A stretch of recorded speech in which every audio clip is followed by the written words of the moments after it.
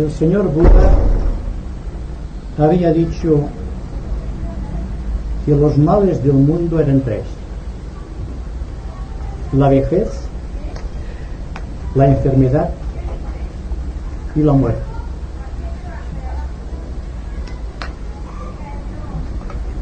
El epílogo de la vida parece ser que es la muerte, pero esotéricamente sabemos que la muerte no existe, que es solamente un fenómeno de la vida, no es el opuesto a la vida, sino que es el complemento del nacimiento. El nacimiento y la muerte se complementan. Durante la conversación del mes de julio tratamos uno de los males del mundo, que es la enfermedad. Llegamos a la conclusión,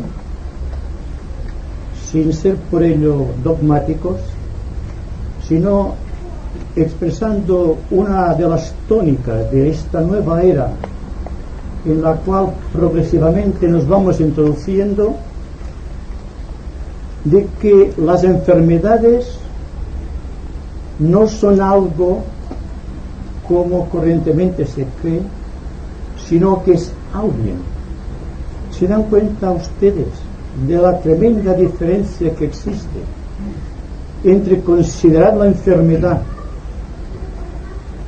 como algo, a considerarlo como una entidad psicológica creada psíquicamente por nuestros pensamientos y por nuestras emociones?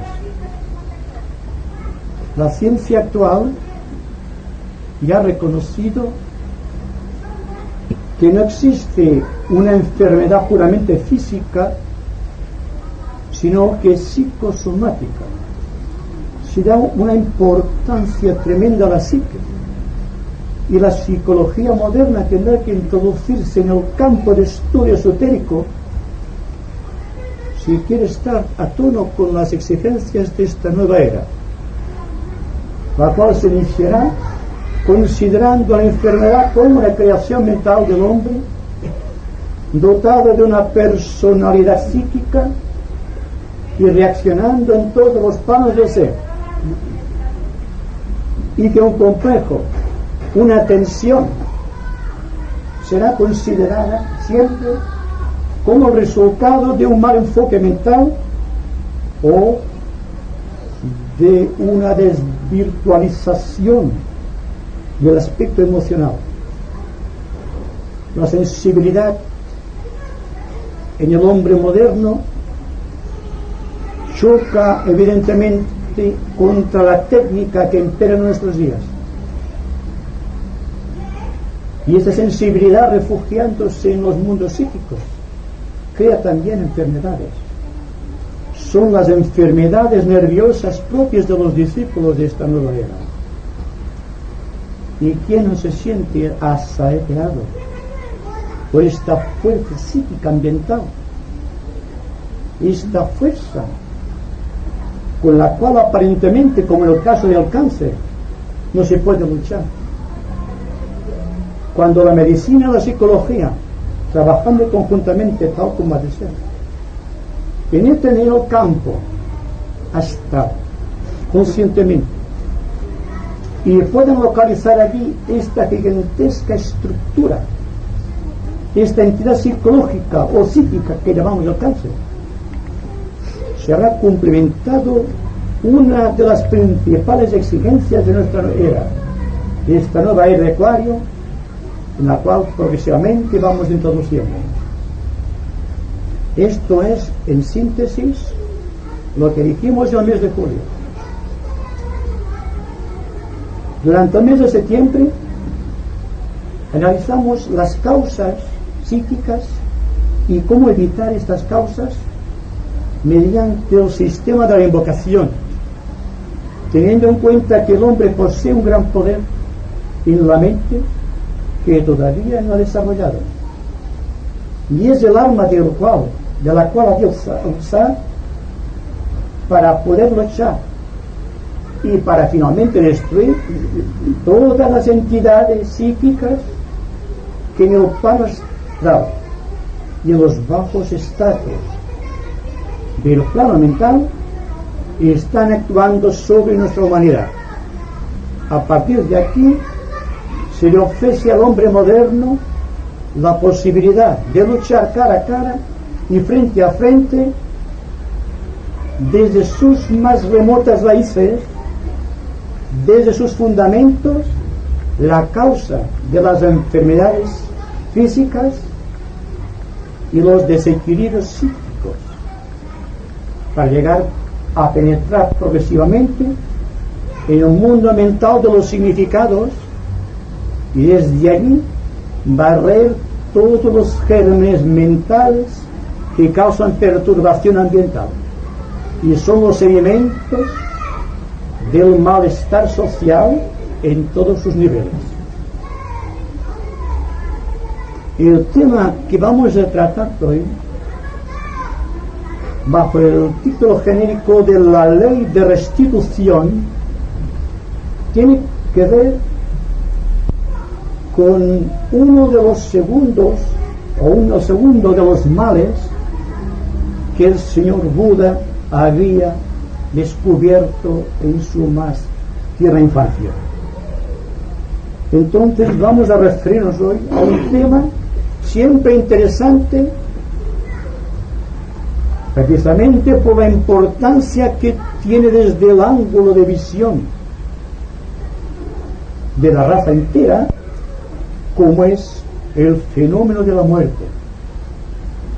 La muerte, técnicamente hablando, no es ausencia de vida, sino que la conciencia se refugia en otros niveles de su constitución interna.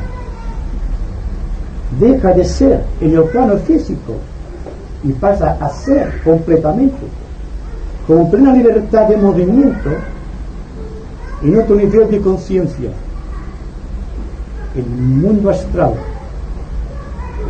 Si ustedes analizan este gráfico que tenemos aquí a mi mano derecha, verán que existe un mundo espiritual y existe un mundo material.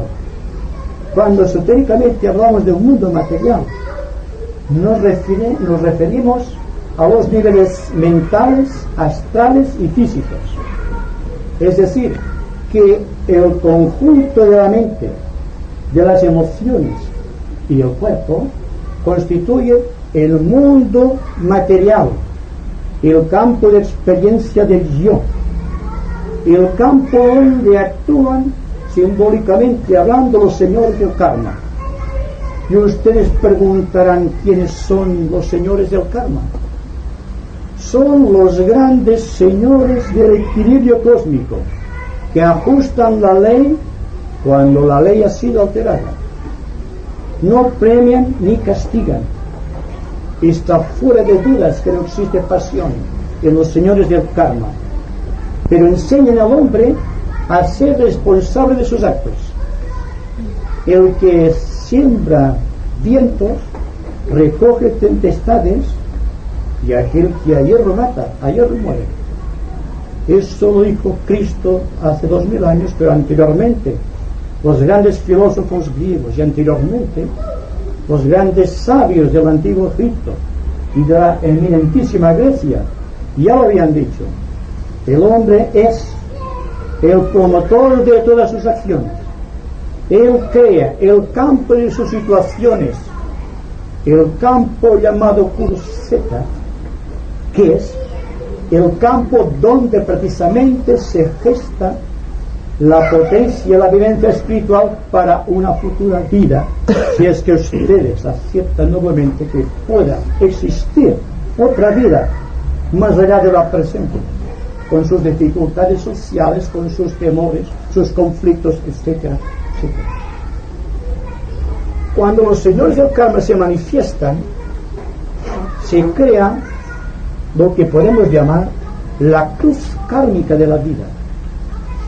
La cruz kármica tiene 4 sectores.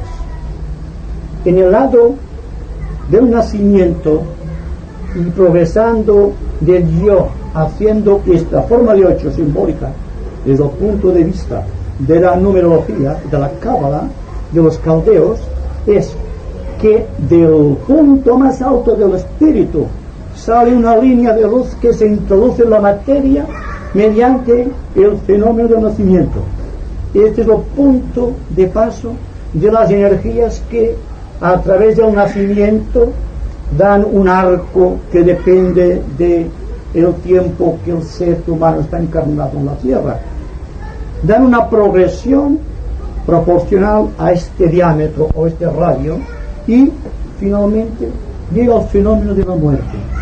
Se dan cuenta que el nacimiento y la muerte es esencialmente la misma cosa. En este fenómeno de restitución, el alma deja a la naturaleza todo cuanto la naturaleza le ha conferido. ¿Qué es lo que nos ha conferido la naturaleza?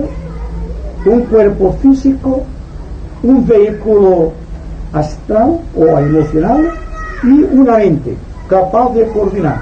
Son los 3 elementos de que el yo, que está encerrado en la cárcel de la materia, aprende a distinguir del ambiente y a experimentar con el ambiente hasta finalmente será su carrera y volver al mundo espiritual. Bien, el aspecto que va del nacimiento a la edad madura, por estos 2 factores, que es la infancia y la juventud, aquí empieza la edad madura, está regida por la ley de acumulación, por la ley de absorción. El yo se apropia, por así decirlo, mediante la intervención espiritual y los señores del karma, de la materia que debe constituir sus vehículos de expresión en el tiempo. Así, conforme va avanzando, se va densificando. El yo se va encubriendo y cuando llega abajo, cuando llega ya a la espiral, al punto donde empieza la espiral a ascender hacia arriba, está, por así decirlo, en el punto máximo de acumulación. Y según se nos dice, aquí empieza ya el hombre a perder parte de sus poderes, parte de sus sentidos, parte de su inteligencia. ¿Por qué? Porque está restituyendo. El fenómeno del nacimiento se inicia con la ley de absorción. El fenómeno de la muerte está regida por la ley de la restitución. Primero absorbemos de la naturaleza, después restituimos. Así que es bonito ver que vas envejeciendo desde el ángulo de vista esotérico, porque te das cuenta que tu misión va terminando, pero sin perderte el éxtasis de vivir. Lo malo que puede ocurrir a un ser humano es que tenga miedo a la muerte. Hemos muerto tantas veces y hemos nacido tantas veces, y aún nos queda el sueño cuando vamos a dormir. Dejamos el cuerpo. Es una muerte solamente. La diferencia que existe es que el sutratva, el hilo que conecta el yo espiritual con el mundo de los sentidos y de las sensaciones, ha prácticamente desaparecido porque ha sido cortado por los señores del karma. Vean ustedes pues que la cruz, que es el símbolo del cristianismo, no es solamente cristiano porque es la cruz cardinal, que es la cruz fija en los cielos de la astrología, y esta cruz la veremos en todas partes. Pero en el caso nuestro, en el caso de los señores del karma, cada uno de los señores del karma rige un sector. Un señor del karma rige de la infancia a la juventud. Otro señor del karma rige de la juventud a la edad madura, o la más alta configuración ya de absorción. Progresando en edad madura ya se va restituyendo la vida, y el señor del karma final prepara al hombre para la muerte. Y existe aquello que técnicamente decimos los señores del destino. ¿Qué hay que entender por señores del destino? Hemos pasado mucho tiempo hablando de los ángeles. Los ángeles, como ustedes saben, son energías individualizadas si pueden ustedes asignarle a cada uno de los señores del karma una hueste infinita de ángeles menores que cuiden el menester, que cuiden el proceso de la absorción, que cuidan del proceso de la restitución y están presentes en el nacimiento y están presentes en la muerte, tendremos una idea muy acabada de lo que es el fenómeno de la muerte y lo que es el fenómeno del nacimiento. Es decir, que la vida espiritual se manifiesta bajo dos fenómenos conocidos: el nacimiento y la muerte. Aparentemente el hombre no interviene en el proceso. Es un proceso mecánico porque el hombre no tiene todavía una idea clara de su situación espiritual.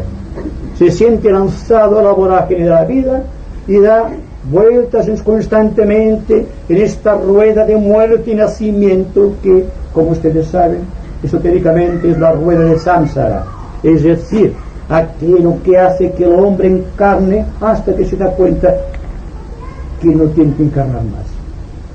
Se va desgastando en el tiempo, esto cada vez es menor, y llega un momento en que desaparece. El proceso que va del nacimiento a la muerte y de la muerte a la vida espiritual es la restitución del hombre a través de sus sentidos inferiores, a través de su mente inferior y a través de toda su programación con gravitación hacia el centro de la materia, hasta convertirse en un punto que analizaremos próximamente, que es el Devacán.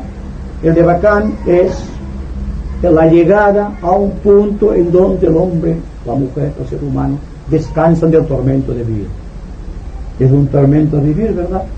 Porque no hemos apreciado todavía bien aquello que realmente precisamos para vivir honestamente, para vivir en paz, para vivir en armonía. Bien, existe algo muy interesante a considerar desde el ángulo de vista del hombre moderno, del hombre que ha inventado las computadoras electrónicas, la televisión en color o los grandes reactores y los cohetes espaciales. Hay una ciencia estilizada, una ciencia médica, incluso psicológica, que prepara los acontecimientos de la vida para el acto de nacimiento. La ciencia entera se vuelca aquí, en este punto, para traer a la vida un nuevo ser. Pero ¿qué pasa cuando un ser se va? ¿Qué sabemos de la muerte para poder preparar a un ser humano?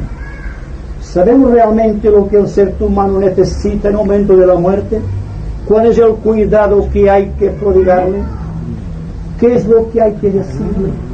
¿Cómo hay que ilustrarle? ¿Se dan cuenta? Tenemos una ciencia para nacer, pero carecemos de ciencia para morir. Y ahí está uno de los baches más grandes de la historia planetaria y lo que perpetúa el temor a la muerte. Porque la persona, cuando piensa en la muerte, piensa automáticamente en la aniquilación. Siglos y siglos de enseñanza tradicional religiosa han dejado la mente humana en un sentido, digamos, estatificado, petrificado, solamente basado en el temor de lo que será, porque todo el mundo tiene algo que guardar, porque nadie de nosotros es perfecto y siempre en el momento de morir teme lo que le va a pasar. El miedo incapacita la acción, y creo que fue Krishnamurti que en cierta ocasión decía que el temor a la muerte viene engendrado por la falta de amor a la vida. ¿Se dan cuenta? Si amásemos la vida, no temeríamos la muerte, porque la muerte forma parte del proceso de la vida. Entonces el proceso va acumulándose en el tiempo y la tradición, operando sobre nosotros en un sentido hipnótico de grandes trascendencias y de grandes concentraciones de energía, nos impulsa constantemente a refugiarnos en lo que es tradicional, porque no sabemos realmente lo que existe más allá y cómo prepararnos para un acontecimiento de tal naturaleza. Y cuando la persona está ya en trance de morir, está sufriendo lo indecible, lo que no puede explicar, porque ya sus mecanismos de acción han quedado, por así decirlo, inutilizados. Pero las personas que cuidan a los moribundos, las personas que ayudan a morir, ¿están realmente ayudando? ¿Están realmente enseñando al alma el camino que debe recorrer? ¿O las dificultades que se encontrará en este punto crucial, en este punto donde existen los ángeles del destino, en este punto definido como aquel donde existe Caronte con su nave, que debe pasarnos al otro lado? El Caronte es el ángel del destino, el propio ángel nuestro, nosotros, yo. Una vez se ha dado cuenta de su proceso, dense cuenta que hay un vacío inmenso aquí. Incluso se dice que los iniciados están indecisos al pasar esta puerta, y sin embargo hemos muerto y hemos vivido y hemos nacido y hemos experimentado durante muchos millones de años hasta llegar hasta nuestra condición de hombres. Analicen si no la obra de la naturaleza, o estudien ustedes también los principios de la evolución. Vean ustedes a Darwin, no es esotérico, cómo las especies a través del tiempo van evolucionando. Parece ser que al final de este proceso existe el ser humano, y el ser humano que participa igualmente de la vida animal y de la vida espiritual, y está aquí, y es aquí donde debe resolver su problema, en el Krukshetra, aquí, en este punto fatídico, en este punto que causa miedo, temor, desesperación. Debe prepararse al alma para este punto, y nosotros podemos prepararnos preguntando qué es exactamente la muerte. Un fenómeno psíquico, un fenómeno físico, un fenómeno natural, tan natural como la electricidad, cuyas causas todavía no desconocemos, porque estamos en este punto. Y hay una cierta analogía que dice: cuando el hombre comprenda la causa de la electricidad, automáticamente desaparecerá el temor a la muerte. Porque dense cuenta que el temor a la muerte es el por qué estamos trazando aquí una línea de dualidad. Estamos, por así decirlo, navegando sin saber por dónde vamos. Hemos perdido el control psíquico, hemos perdido la falta de capacidad o la capacidad mental de ver las cosas más allá de nosotros mismos, y estamos viviendo al amparo de la tradición, porque para nosotros es mejor seguir la línea de mínima resistencia de lo que nos ha impuesto el tiempo, el pasado, que forjar por nosotros mismos nuestro destino creador. Parte del equipo kármico del hombre está forjado por el miedo al trabajo, por el miedo a la actividad, por el miedo a la suficiencia del yo. Es mejor copiar que crear, es mejor reproducir que enaltecer la conciencia. Y ahí está, que la muerte como consecuencia siempre es un arcano. Y todos somos esotéricos, o nos decimos esotéricos, y cuando se acerca el momento de la muerte empiezan los temblores igual que cualquier persona que no tenga ningún conocimiento esotérico. Cualquier persona a veces nos da un ejemplo de serenidad ante la muerte, que el esotérico muchas veces carece de ella. ¿Se dan cuenta de ello? Bien, entonces aquí hay otro punto, que es lo karma. Bueno, karma es una palabra técnica en el mundo del yoga, ¿verdad? Hay un karma yoga. Karma siempre indica el destino del hombre, el destino que el hombre se ha forjado a través del tiempo. Ningún pensamiento, ninguna emoción, ninguna palabra, ningún gesto deja de tener karma. Cuando pensamos, cuando sentimos, cuando actuamos, lo que realmente hacemos es enviar puntos de luz en el éter. Estamos llevando al éter ondas eléctricas que se manifiesten en el éter como colores, como sonidos, como formas geométricas. Y esto es el ambiente social que nos rodea.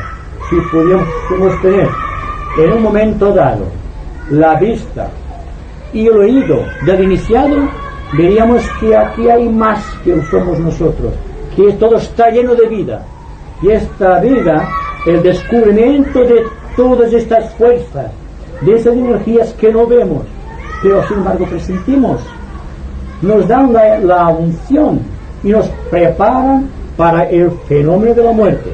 Cuando descubramos la cuarta dimensión, que está inmensa entre nosotros,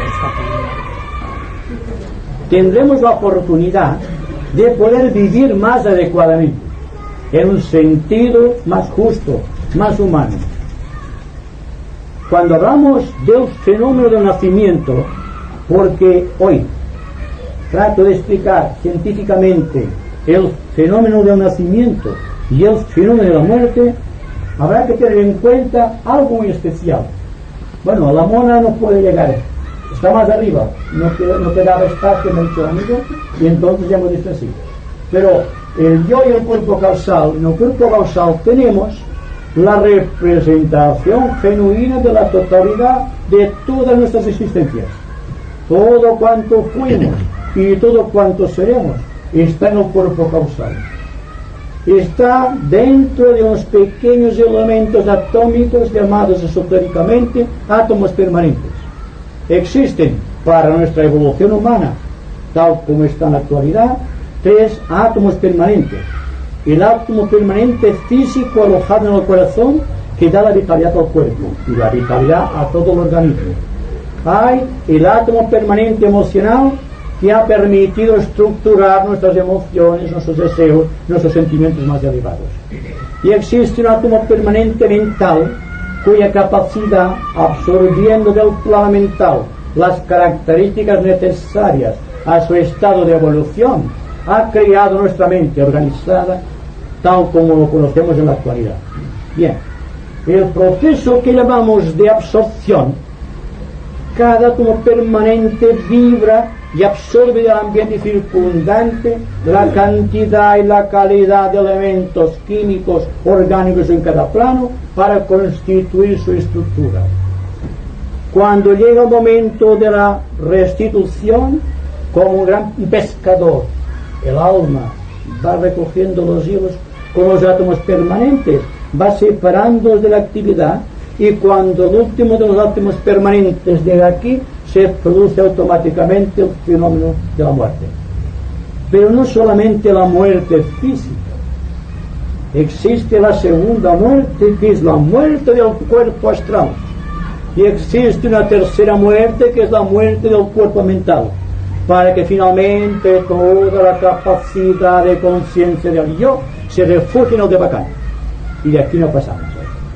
En el Devacán existe el cumplimiento de todo aquello que hemos deseado en nuestra vida, nuestras ilusiones más elevadas, nuestros deseos más queridos, todo cuanto quisimos y no pudimos realizar, todo cuanto pudiendo realizar bien lo hicimos mal o imperfectamente, ha quedado dentro de nuestro cuerpo psíquico creando los complejos. Y hasta que la ciencia psicológica de nuestros días no comprenda la causa de los complejos, buscando su analogía con la capacidad que tienen los átomos permanentes de expresar el pasado de nuestro yo, no se llegará a cumplir el destino de la psicología. La psicología tiene que variar completamente los métodos, porque el método de la psicología es la comprensión esotérica, que explica todas las cosas. Y si una cosa está muy elevada, si una cosa está difícil de interpretar, y si una cosa está más allá aparentemente del razonamiento, tratemos de descubrirla mediante la actividad de la intuición. Tratemos de pensar en grandes proporciones. No pensemos en un sentido típicamente personal, pensemos en un sentido realmente cósmico. De esta manera, muchas de las pequeñas dificultades, como por ejemplo la dificultad de la muerte, desaparecerán por entero.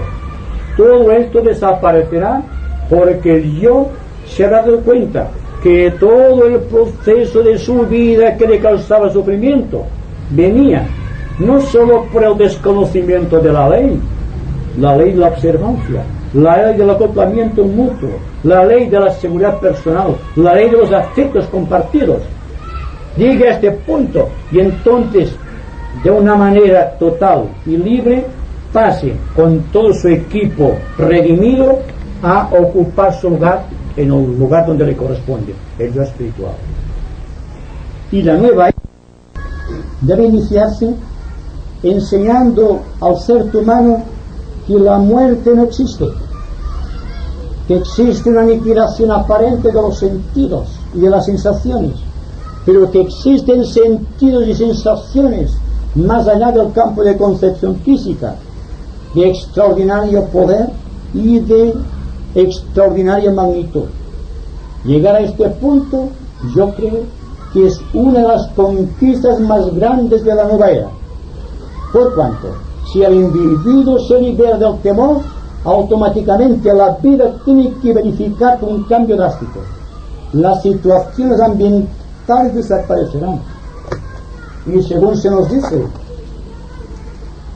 el equilibrio aparente que existe entre los campos opuestos de la vida tal como se manifiestan en el mundo de nuestros días, o los grandes bloques políticos, o los grandes continentes, no están en equilibrio, o están en un equilibrio semiestable porque se aguantan en el miedo de los unos a los otros. Y en tanto subsista el miedo, no habrá paz en la tierra. Habrá un equilibrio que cualquier pequeño remoto acontecimiento puede alterar.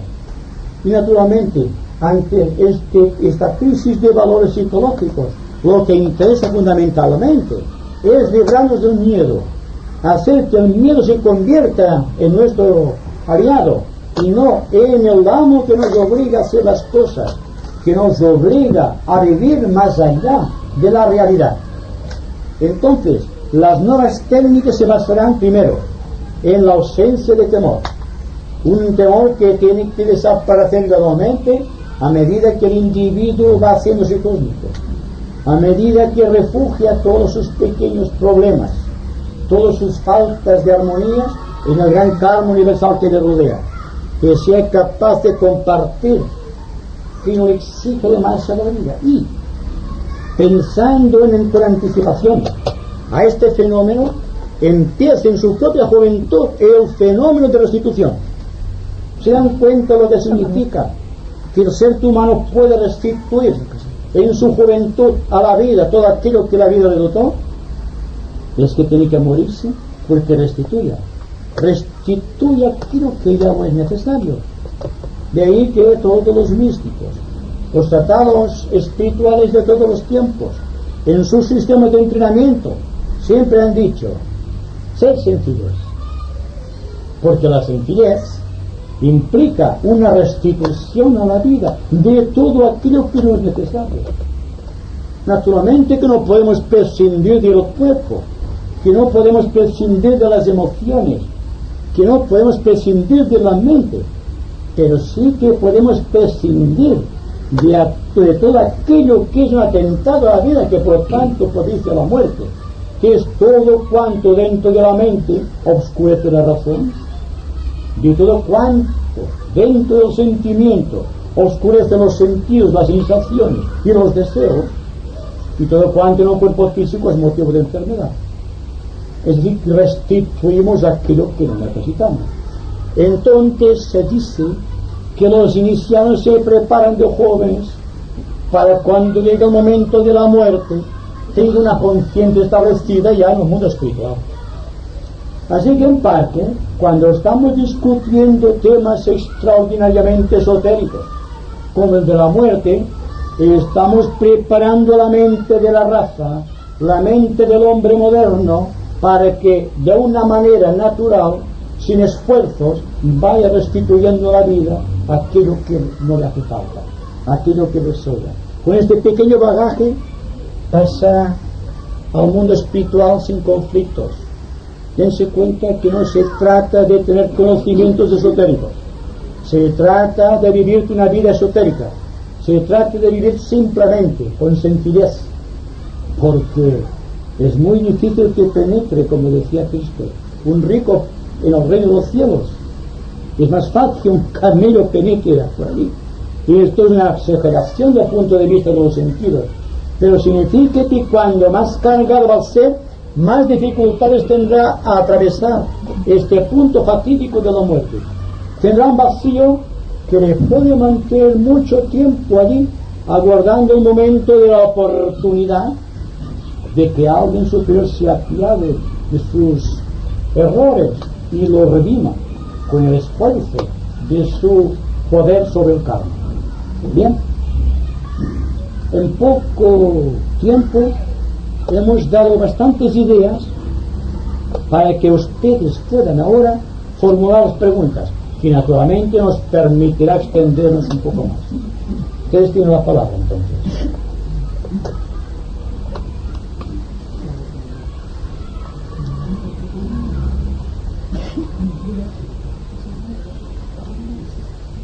Bueno, entonces, por todo lo que se ha hablado, tenemos que entender que mientras estamos en esta vida material, cuando más normal es la persona, más capaz es de llegar a este punto y poderlo pasar bien, porque si tener conocimientos esotéricos, entonces llegas a este punto y lo que tienes es miedo, inseguridad, tampoco sirve.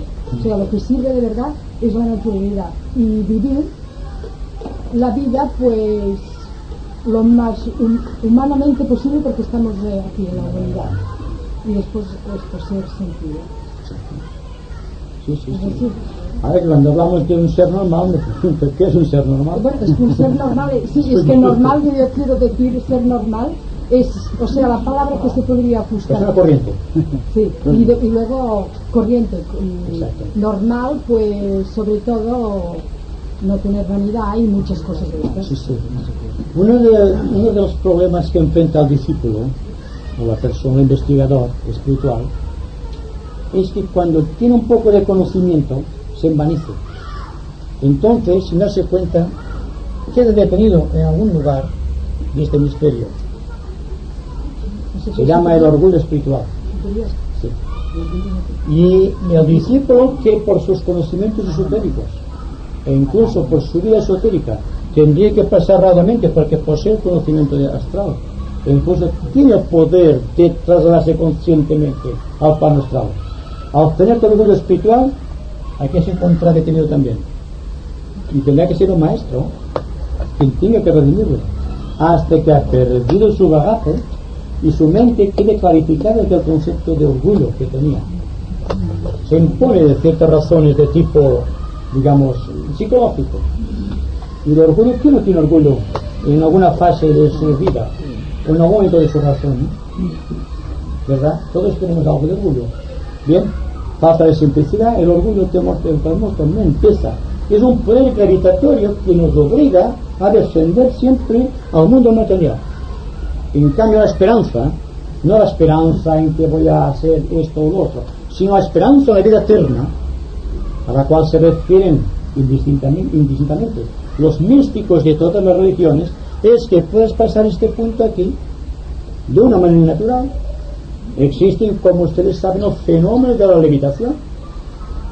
La persona que levita, hablando en un sentido muy, digamos, muy psicológico y científico, es cuando ha perdido parte de su continuo kármico. Y la levitación superior es la ascensión, que todos conocemos a través de las explicaciones de las iglesias cristianas.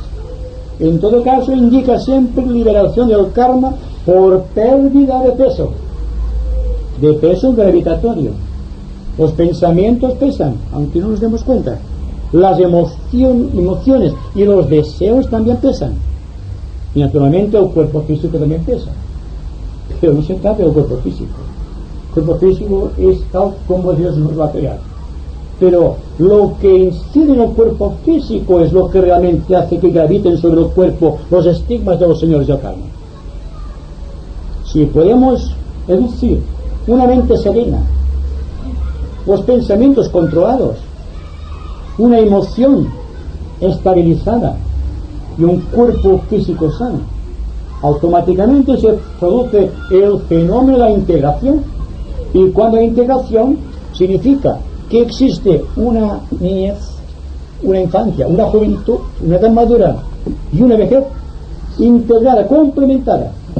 Hay personas que están aquí, son niños todavía, y aquí hay personas que son todavía niños, hoy son hombres aquí. Son fenómenos que ustedes tienen que ir reconociendo progresivamente. Y la astrología tiene que tener en cuenta a los señores del karma, que actúan dentro del espacio cósmico. Por lo tanto, si ustedes analizan esto, es el dibujo de un horóscopo, cualquiera. Solamente falta poner cualidades aquí, ni más radios. Pero siempre la cruz está en el centro. 3 cruces kármicas hacen el horóscopo del ser humano. Y a partir de aquí, la astrología tiene un campo de acción inmenso. En el campo de la astrología general, astrología esotérica, y en el campo de la psicología y en el campo de la medicina. No, ya viene a ser lo mismo que se ha dicho. O sea que para llegar a una muerte, o sea, al punto que tú has dicho, el cumplir, o sea, el ser en el cumplimiento de la ley, ya establece en sí una normalidad, podríamos decir, para llegar al paso. Sea ser férico, no lo sea, pero el ser que comprende el cumplimiento de la ley.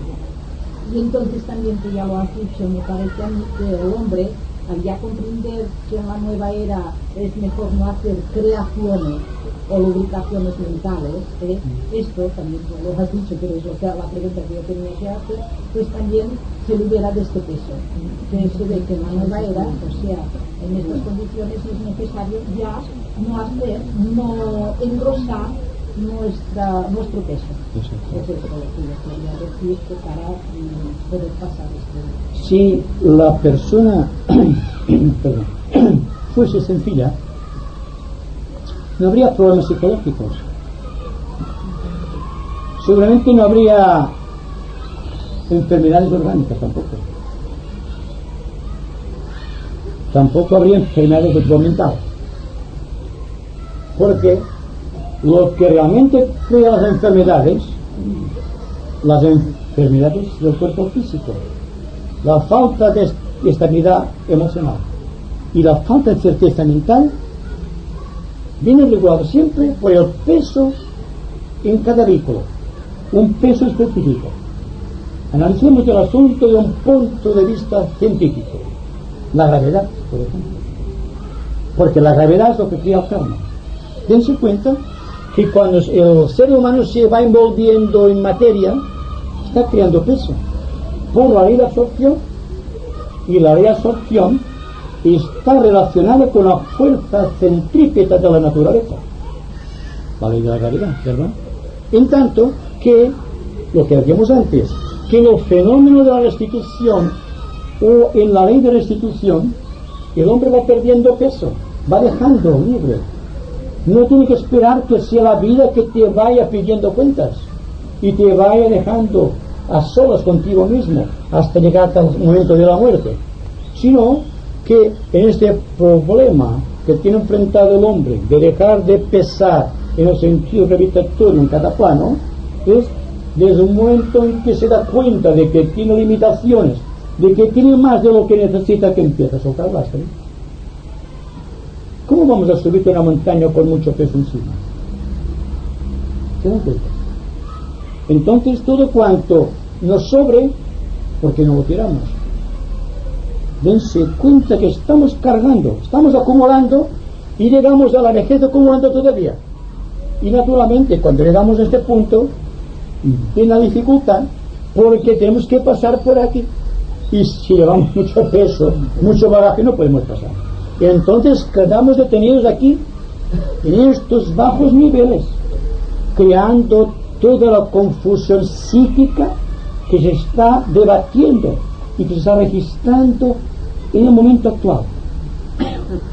Cuánta fuerza psíquica ambiental, cuántas modificaciones negativas del ambiente vienen por la participación activa de todos aquellos que con sus sacos llenos están ahí. Y dense cuenta que un ser humano no es una piedra, es un ente psicológico capacitado para emitir vibraciones. ¿Y qué creen ustedes que pasa con las vibraciones? no se queden ahí, están volviendo a su lugar de procedencia. Así, el karma de la humanidad, un ambiente social planetario, es siempre el resultado de la actuación psicológica del hombre y la capacidad que tiene el individuo de dejar lastre a medida que va avanzando hacia este momento. Viene la paz, ¿verdad? Cuando hablamos de paz, ¿a qué nos referimos exactamente? La paz no puede estar de nosotros, no puede coexistir en nuestra vida psicológica si está llena de cosas. ¿Dónde vamos a poner la paz si todo está lleno? La paz exige un vacío, un tremendo vacío de mente y de corazón, y esto no es negativo. Si se dan ustedes cuenta que un vacío de cosas es un lleno de cosas divinas. Si llega un momento en la vida en que el hombre se da cuenta que tiene paz, se siente en paz, no es que la pregone la paz, es un efecto en su naturaleza y está irradiando. Pues bien, se dan cuenta que cualquier persona en este sentido de evolución, cuando está restituyendo a la vida con tiempo, con interioridad, se está preparando para la muerte final, muriendo cada paso en su vida, dejando de pertenecer a las cosas y dejando que las cosas le dejen paz. Entonces, en vez de crear focos de energía negativa, está creando focos de energía positiva, y entonces son aquello que Cristo definió como la sal de la tierra, aquellos que endulzan el ambiente o le dan un sabor al ambiente. Y esto naturalmente será uno de los atributos personales del individuo que viva la nueva era. Pero ¿por qué hay que esperar la nueva era? Estamos ya en la nueva era si queremos. Porque vamos a esperar que sea un astro que nos diga ahora es la nueva era, vamos a actuar de esta manera. Una era siempre viene condicionada por lo que es el hombre, por grandes que sean las energías que proceden de Acuario. Si el hombre es cristiano en sus esencias y no haga nada por remediar este caso, Acuario pasa inadvertido. Al contrario, con el peligro de aumentar, de centuplicar sus defectos. Ahí está uno de los problemas que tiene que enfrentar el investigador esotérico para hablar del discípulo, que somos todos nosotros. Yo quería preguntar desde en qué se nota o cómo se puede considerar que un discípulo es que una persona es un discípulo aceptado. ¿Qué se puede notar? Yo diría que estando muy atento, porque se dice que pasa un maestro por tu lado y no lo reconoces. Y a veces el discípulo aceptado, el iniciado, que está trabajando en la oficina contigo o en un taller, es que vendrá un hombre con una estrella en la frente que todo el mundo diga soy un iniciado, adoradme, como hacen algunos, ustedes lo saben. Pero él lo sabe, el que lo es lo sabe. Naturalmente quiere saberlo, pero puede ser que en algunos casos no lo sepa, porque es un caso de registro del cerebro. Supongan ustedes que tengamos una conciencia astral, pero que no tengamos el complemento, la célula que identifica este cuerpo astral con el cuerpo físico, a través de aquella célula. El instrumento del cerebro es maravilloso, pero está todavía en formación, está todavía en el proceso de absorción. Cuando el cerebro del ser humano llega a cero, no en el sentido de actividad, sino en el sentido de resistencia a la vida, entonces vendrá un nuevo orden de cosas, y entonces, como todos seremos iniciados, nos reconoceremos. Porque por los frutos son reconocidos. Ahí está la respuesta. Es por los frutos que se reconoce al iniciado, o al discípulo aceptado, o el maestro en una escala mucho mayor.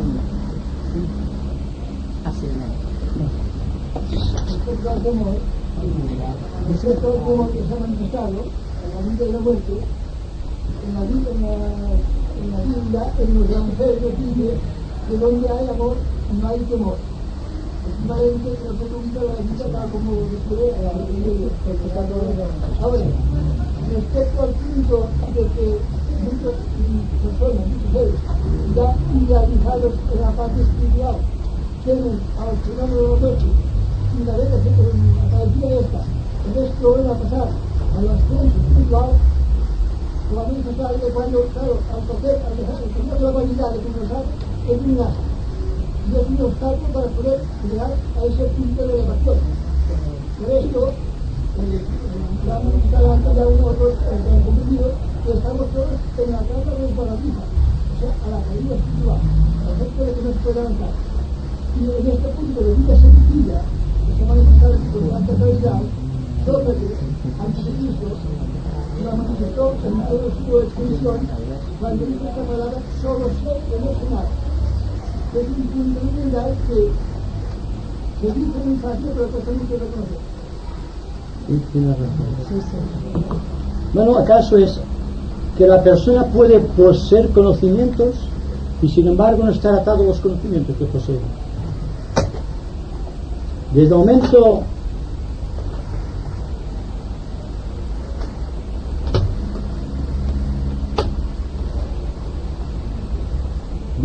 en que la persona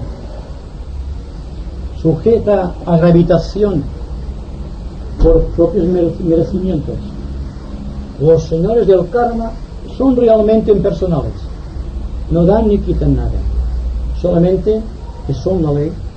Y si el hombre está buscando siempre constantemente el proceso de absorción o el proceso de identificación con las cosas y está deteniendo el curso de su vida, aparentemente la rueda de samsara da la vuelta y vuelve a la muerte de la misma manera que vino el nacimiento. Pero ¿qué pasa aquí? Cuanto menos peso le demos en el momento de la muerte, más rápida y segura será la ascensión al mundo espiritual, al de batalla. Cuanto más peso, y el conocimiento esotérico puede ser un peso, si nos apegamos al mismo, se convierte también en un motivo de fustigación del yo, pero no sentido de avanzar, sino de retroceder, impulsa hacia abajo. Y naturalmente, al impulso hacia abajo, con esta muela inmensa de la espiral de la evolución, no hace otra cosa que comprimirte el yo, mantenerlo siempre el centro de un conflicto. Y este mundo en conflicto, creado por muchos seres en conflicto, es la civilización actual. Son las conquistas de nuestra sociedad moderna con la sociedad de consumo que se suman del momento de adquisición del yo o del proceso de absorción. Hay personas que van a comprar cosas sencillamente por tenerlas, porque van baratas, pues ahora voy a emplear esto, y tienen una serie de cosas que jamás utilizarán, porque son cosas raras y cosas que no utilizan nunca realmente, porque en cantidad masiva. Esto es la sociedad de consumo, y ustedes verán la televisión y constantemente esto, constantemente lo otro, y la gente, como no para, está hipnotizada delante de la televisión, está acumulando, está sedimentando, está en este momento adquisitivo, y siempre está lo mismo. Y naturalmente, ¿quién se beneficia de esto? En el fondo nadie, porque mantiene el mundo en el estado actual que se encuentra, siempre con el temor de guerras y conflictos. Pero ¿qué pasará cuando nuestra mente se desligue de lo que vea, de lo que percibe, cuando la emoción se sienta libre de todo cuanto implique un acontecimiento o un hecho? El corazón es el que decide siempre, se arrastra de un lado a otro. Cuando el corazón queda en paz, la mente está serena, y viceversa. Deben estar de acuerdo la mente y el corazón. Cuando la mente y el corazón están de acuerdo, cuando entre la mente y el corazón existe un cero solamente, se han equilibrado por completo, entonces esto se abre constante en toda su amplitud. Entonces deja de ser un 8 la vida espiritual y la vida material y se convierte en un círculo máximo. Entonces el ser ya jamás reencarna. Ha entrado en la fase de adepto. ¿Se dan cuenta? Es una figura que se puede ampliar con la explicación técnica, pero una cosa es señalar así gráficamente la cuestión y otra cosa es enfrentarte al hecho psicológico. Es más fácil ver las cosas, se presentan claras, ¿verdad? Pero ¿qué hacemos después con este bagaje? A cargar de nuevo. Es la ley, es la línea de mínima resistencia que se acciona el yo. Al yo le es más fácil adquirir que dejar. Y esto en todos los niveles sociales de la vida, en todos los espacios familiares, en el mundo profesional y finalmente en el ambiente social que nos rodea. Siempre en el fondo de la cuestión verán intereses, y estos intereses son el peso específico de la evolución, lo que mantiene en incesante movimiento la rueda de samsara, la rueda de muertes y nacimientos. ¿Y cuándo terminará esto? ¿Quién tiene la palabra? El ser humano. El ser humano que comprende integralmente la cuestión, no simplemente que intelectualmente se dé cuenta de que es verdad y diga, sí es verdad, esto está reconocido, y vaya cantando esto a otra persona, y así. Pero ¿quién será el que se decide dejar cosas? Ahí está el problema. Dejar de ser en el tiempo para ser de una eternidad, para ser de una misma. El yo, en la plenitud del verbo. Sí, pero... No, oye, yo pensaba que mientras decías esta fuerza centrípeta que hace que en la niñez y en la juventud, vamos por la juventud, para hablando de la nueva era, esto de adquirir las cosas para ir dejándolas, habrá una técnica para que cuando se tienen sirvan para algo creador. Y ¿cómo puede ser? Se puede ser creador y a la vez no quedar ligado a las cosas. Entonces esta técnica será la de la nueva era, y creo que la juventud de ahora es de la nueva era ya. Puede pensar cómo lo hará para ser creador y a la vez no atarse a las cosas. Si decimos a un individuo, tienes que hacer esto para librarte de otra cosa, estás llegando otra vez. Porque antes nos hemos detenido a hablar del problema de la adquisición. Pero cuando el individuo adquiere una técnica, tiene otra cosa más. Así pasa con el yoga. ¿Qué pasa con el yoga? Ahora el yoga es un interés, simplemente. Son muchas técnicas, dejen esto, dejen el otro, pero los que están al frente de las constituciones, de las organizaciones, no piensan en dejar nada, piensan en tener muchas cosas. Vean ustedes la red de movimiento, siempre hay una fuerza económica que mantiene todo aquello.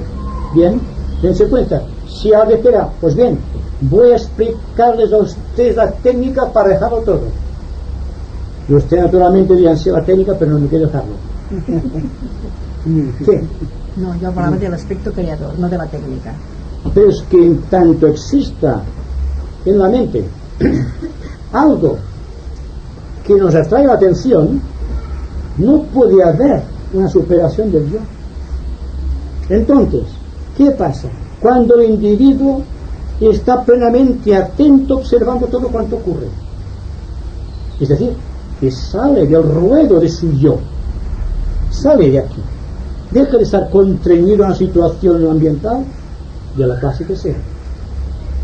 Si está la persona muy atenta al proceso, automáticamente está liberando. Pero no estamos atentos, ahí está el problema. Yo les diría como técnica, estén atentos. No es ninguna técnica, es una ley natural, hay que estar atentos. Sino porque nos han dotado de mente. El problema está que utilicemos la mente en forma creadora. Y como es creadora la mente, cuando está observando íntegramente todo cuanto ocurre, cuando no queda ningún resquicio para acumular, que todo es dejación. Y cuando hay dejación, cuando el yo está en la plenitud de la observación, existe un vacío, existe una paz.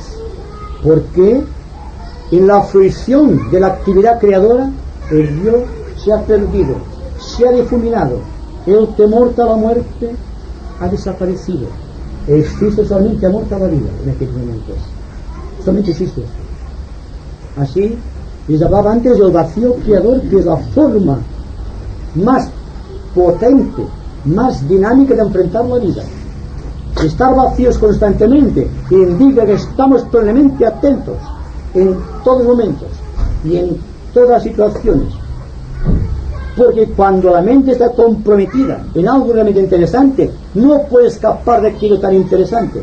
Su yo está en aquello, está perdido, está difuminado, está vacío.